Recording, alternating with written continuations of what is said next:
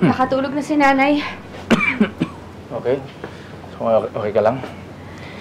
Kamusta ka na? Nakakalungkot. Parang nagsiself-destruct si nanay. Parang kahapon lang na iniwan kami ni tatay. Umiiyak na naman siya, naglalasing. Ay, naku, di bale. Balik na lang tayo, dalawin na lang natin siya ulit. Sige. Okay.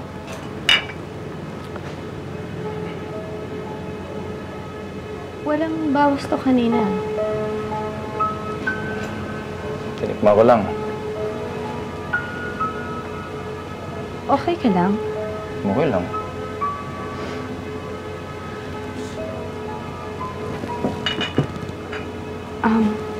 You know, Rome, I can sense that you're not okay. Parang natatakot ka. You know, you can tell me anything. Asawa mo ako.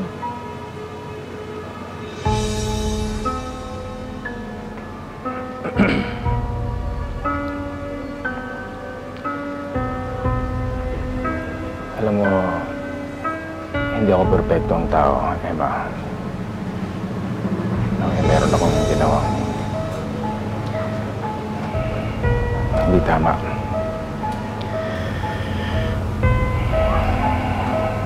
Isang malaking pagkakamali.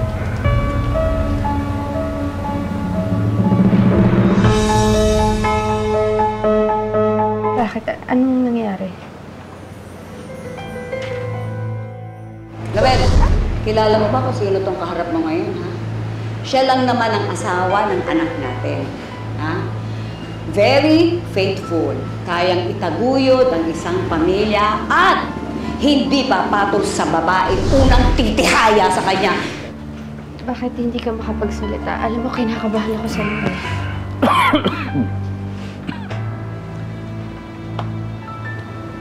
May nangyari sa trabaho.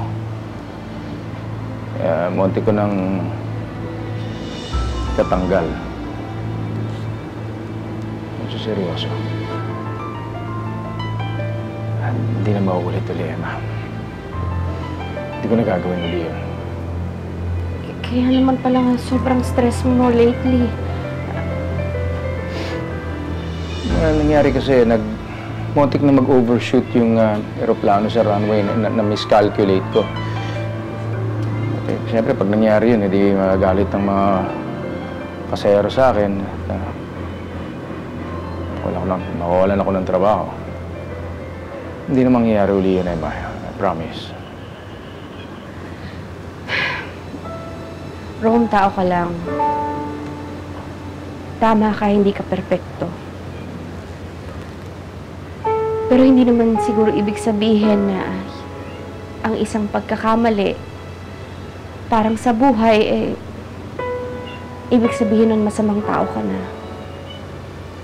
Siguro ang pinakamabuti is siguraduhin mo lang na wag na mauulit yan. Iwasan mo. Iwasan ko yan. Hindi na talaga mauulit. Promise.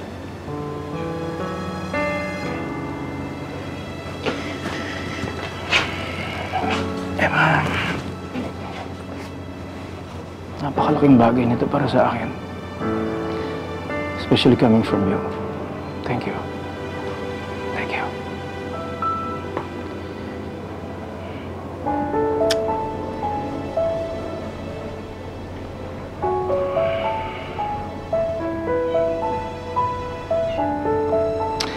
Nga pala,